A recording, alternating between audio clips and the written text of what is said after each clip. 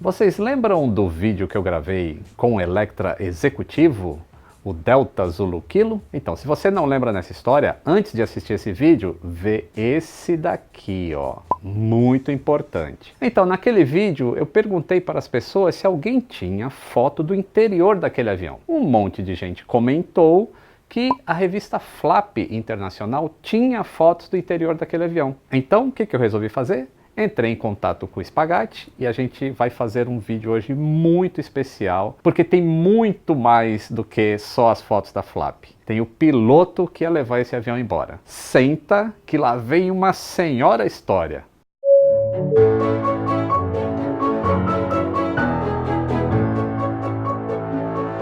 Saudações aeronáuticas, tudo bem com vocês? A aviação é uma coisa maravilhosa, pessoal. Através dela, a gente consegue encontrar pessoas e fazer amizades que de outra maneira a gente não conseguiria. Só que com Carlos Spagatti, que se você gosta de aviação e não conhece a Flap, tem alguma coisa errada com você.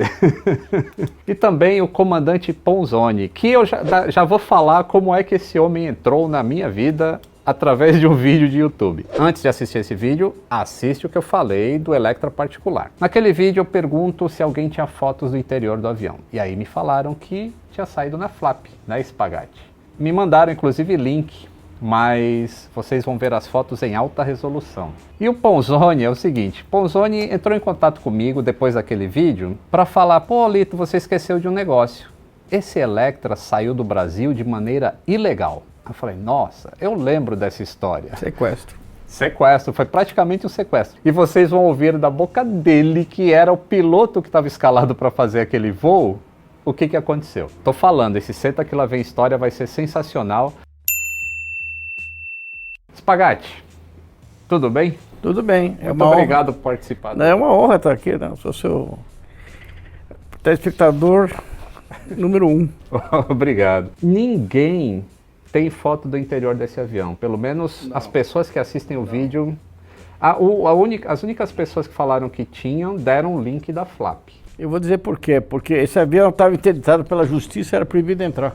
Então ninguém conseguia entrar, e um dia eu fui na Varig, e estava fazendo manutenção, e a porta estava aberta e eu entrei, e fiz as fotos. Obviamente fui posto para fora com todas as honras da casa, mas até lá já tinha feito as fotos. Ninguém tem essas fotos, ninguém entrava, nem o pessoal da Varig eles deixavam fotografar. Então nessa época o Baby Piantari já estava com problemas? Não, o avião estava interditado judicialmente, né? Eu voltei casa, não sei o que era. Fui visitar a Varig e vi o avião e falaram, pode entrar. Mas eu entrei, ninguém me falou nada. Não deu tempo de fotografar tudo, porque a cama dele era um ângulo muito difícil de fotografar, né? Então eu não cheguei a fotografar tudo, mas a grande parte. Uma coisa que eu percebi é que nessa época a Flap já tinha a diagramação em cor, mas essas fotos estão em preto e branco. Queria saber se você lembra das cores. Lembro. Você lembra? Lembro, ele era todo cinza, várias tonalidades de cinza e creme. Essas divisórias eram, não sei que tipo de madeira não eram muito escuras, eram medianamente escuras, e claro, era meio termo, né? Não chegava a ser um mogno assim bem Não, não chegava a ser um mogno, chegava um pouco mais claro, mas a base dela era muito elegante, era tudo em tecido, não era couro, embora pareça couro, mas não era couro. Era todo de tecido. Aquela salinha que o Electra Varig tinha atrás, por exemplo, eles conservaram. O tecido era bege? Tudo bege, tudo basicamente era bege e creme. O quarto de dormir, por exemplo, era todinho bege e creme. Sabe por que eu estou perguntando a respeito das cores?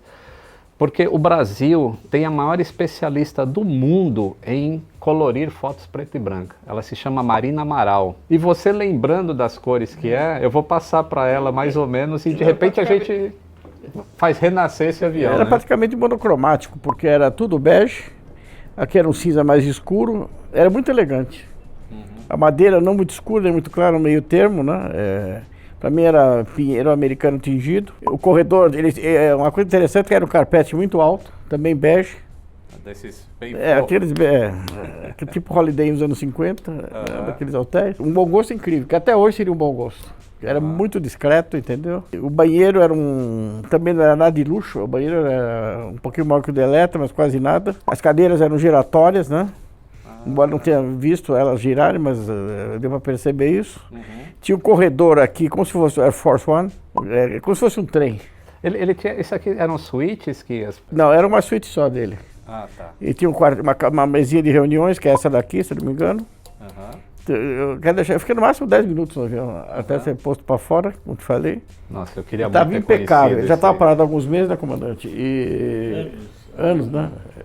Diferentemente do que você falou, como era funcionário, eu adorava essas coisas. Eu escapuli várias vezes, conheci bem o interior. Tinha uma banheira com torneiras folhadas a ouro. Olha, Ponzoni, conta o que você sabe desse Electra. De fato, esse Electra, diferentemente dos aviões de linha, não é, como eram os demais da ponte, ele tinha tecnicamente uns venenos, né? Vamos falar assim. Ele tinha uma autonomia muito maior, com tanques maiores. Ele tinha 12 horas de autonomia. Olha só, o Electra normal, quando era novo, chegava a 8 horas. 8 horas, Ele tinha 12, olha a diferença. Justamente. Ele tinha navegadores inerciais, que naquela época eram caríssimos e não tinha nos aviões domésticos. Era da Sperry, não era? Exato, da Sperry. Então, esse inercial só tinha nos aviões de navegação de longo curso da Varig. Nenhum avião doméstico daquela década tinha, mas esse avião tinha 2. Olha só. E além disso, também diferentemente, ele tinha o APU, que é a unidade de força auxiliar para você poder manter energia elétrica, ar-condicionado e dar partida, principalmente, porque o Electra dependia de uma unidade de pressão para dar partida. Vocês devem lembrar, quem voou muito na ponte, que parecia um jirico, né? Que fazia um barulho horrível. Os senhores que estavam lá em cima ouvia baixinho, mas a gente lá embaixo, olha... Verdade. Então essas são as básicas diferenças. Os motores eram os mesmos. Que a gente via que o Electra ele tinha uma provisão para ter APU, mas nenhum Electra que eles voou tiravam, comercialmente... Não valia a pena, era um peso a mais para você carregar, uma manutenção a mais. Então, e era um avião que estava sempre entre duas capitais. Então, isso, a APU é necessário para avião porque quando eu entrei no Electra, ele ainda não estava restrito à ponte. Nós fazíamos... Fazia o voo da amizade, não era? Eu não peguei essa parte. Eu fiz. Não, o Electra chegou a fazer Nova York e Lisboa. Lisboa eles faziam Rio, Recife, Ilha do Sal, Lisboa. Exatamente. O voo da amizade. Isso. Então, um avião que tem vários pousos precisa de APU, porque você manter usinas de partida em todas as bases é caríssimo. Manutenção, tudo. Então, o Electra foi retirado. Mas esse não, esse foi preservado. Impressionante saber que um avião, isso aqui é 1959 mais ou menos o projeto do Electra, e ele ter sido adaptado para sistema inercial. Ele tem essa janelinha em cima que era para usar sextante. Exatamente. Na época que foi fabricado. E de repente os caras colocaram um sistema inercial dos primórdios, mas ainda assim fabuloso. É verdade. E a história do Baby Pignatari, vocês sabem alguma coisa? Vocês sabem por que não tem nada divulgado desse homem no... Porque ele era muito recluso. Inclusive ele era especializado em bater em fotógrafo. Era especialidade dele. Ele era muito agressivo. Eu conheci ele porque eu não sei uma matéria com ele fabricou o primeiro Paulistinha. Na verdade foi o pai dele, né, que começou. Ele não era de muita conversa, ele era muito estúpido. Fotografava assim com a mulher dele, então era um escândalo. Né? Ele teve muitas mulheres, então eu imagino que... Agora a gente vai falar de uma coisa muito interessante, que foi o que o Ponzoni me falou quando ele entrou em contato. Porque assim, o Electra era do Pignatari, mas em algum momento aconteceu alguma coisa, ele foi interditado, a gente não tem os detalhes disso, e ele foi comprado por uma empresa que se chama Omni Aircraft. Do Texas. Isso, uma empresa do Texas. Esse avião ia sair do Brasil de maneira legal, e o piloto seria o Ponzoni. Mas aí parece que aconteceu alguma coisa. Ponzoni, me conta a história que você contou que eu achei fabulosa. Então, eu num belo dia já... No final dos meus tempos de ponte aérea, eu saí da ponte aérea em 78. Isso deve ter acontecido em 76. Acho que foi 74, 75 por aí. Eu fiquei 5 anos e pouco no Electra, né? 3.200 horas. Olha só. A gente fazia Rio-São Paulo, Rio-São Paulo. 4 pernas por dia era o padrão.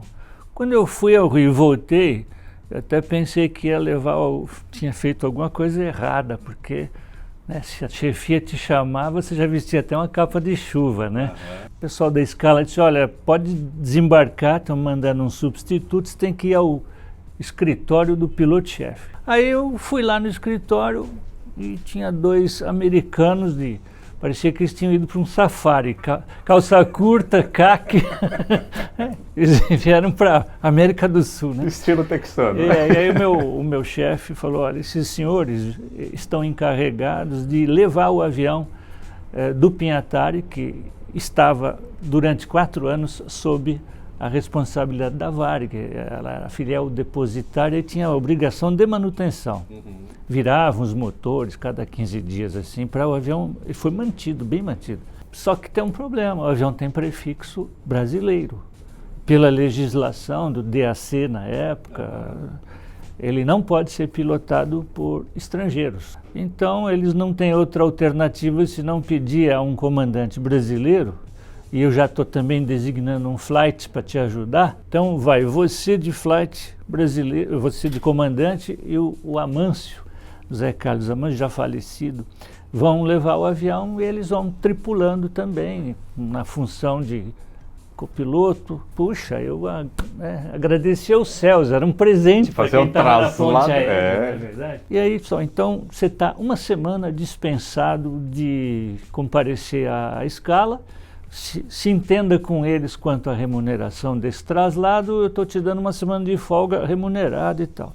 Ótimo. E aí, de fato, durante a semana eu servi até de guia para eles para algumas coisas ali, e ficou para sábado de carnaval, ao meio-dia, a nossa decolagem. E eu, 10 horas da manhã, já fui ao DAC, lá, a sala de tráfego, fiz meu plano internacional, Congonhas para Antigua, lá no meio do Caribe, tem até uma base americana lá. Ia direto, direto, sossegado com essa autonomia. Aí eu fiz o plano, tudo certinho, me dirigi para o avião 1 hora antes para fazer um belo de um check-up, né? Eu e o flight, e eles já logo chegaram também. E a coisa foi assim meio quase de cinema, porque nós estávamos para virar, eu cheguei a dar partida no APU, já ia virar o motor 4, que é o primeiro que tinha que ser virado.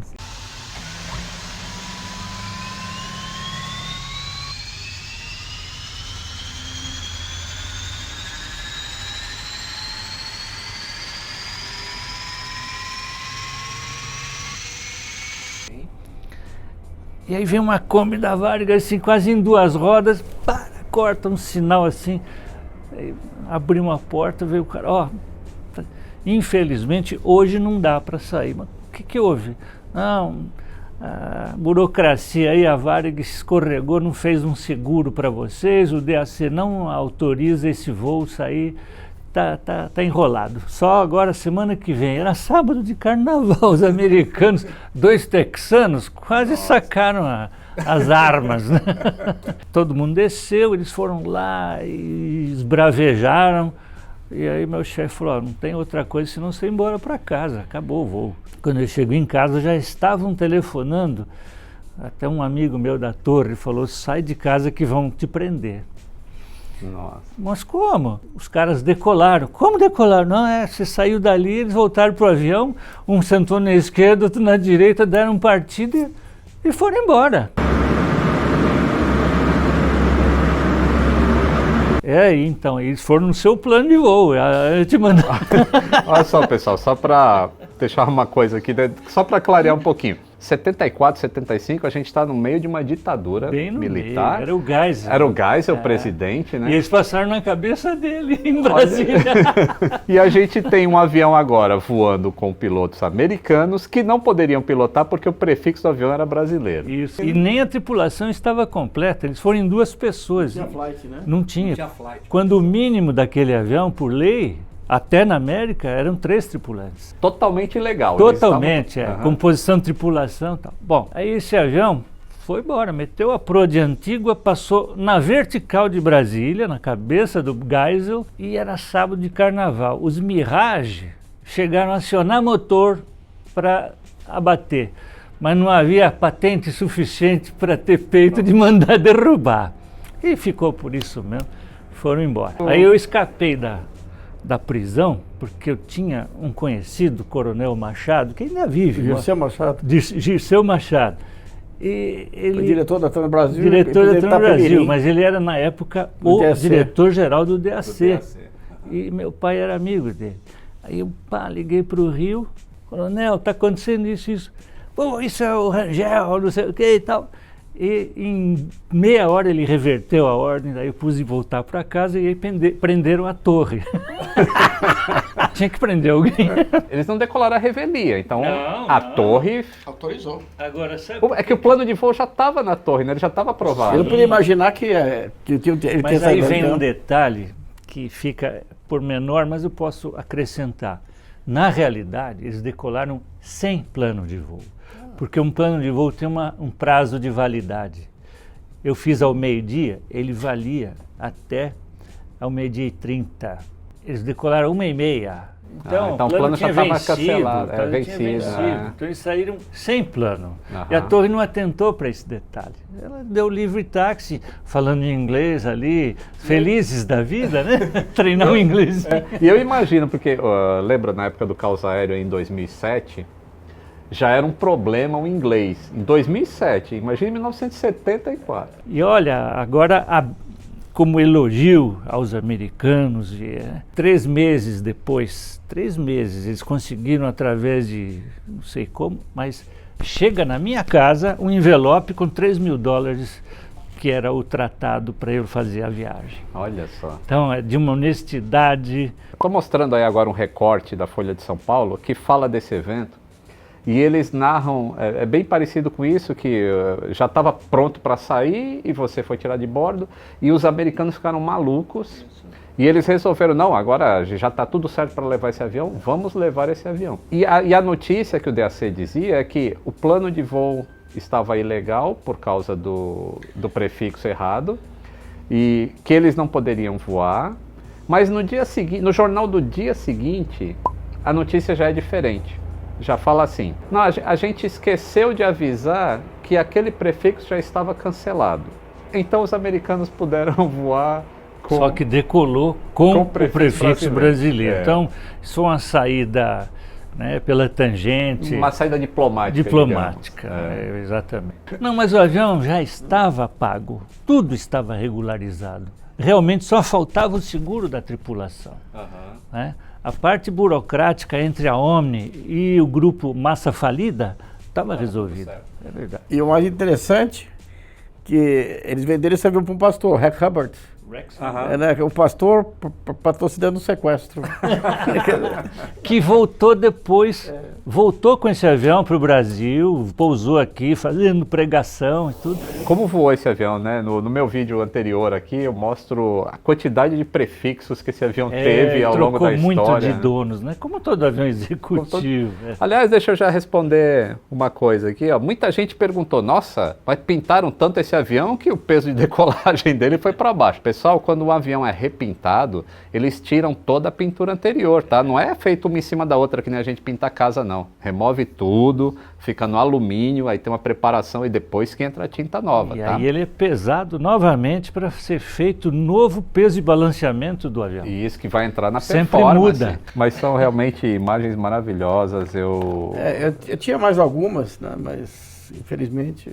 é difícil encontrar também isso num acervo tão grande quanto que você Nós temos um tem, acervo né? hoje de 1,5 milhão para cima, acho, né, Flávio? E nós estamos com uma pessoa 24 horas quase só fazendo isso, mas é tanta coisa. Nós temos 3 andares desse prédio.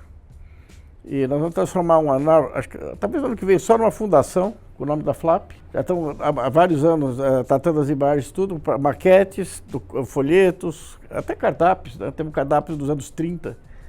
Tudo que você pode imaginar nós temos para não perder isso, entende? Uhum.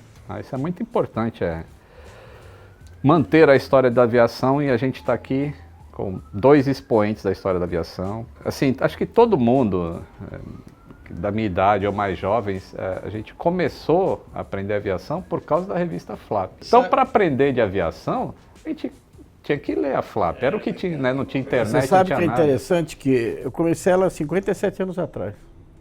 Tinha 16 anos. E eu fiz uma conta outro dia, só de revistas que começaram e faliram, Foram mais de 25.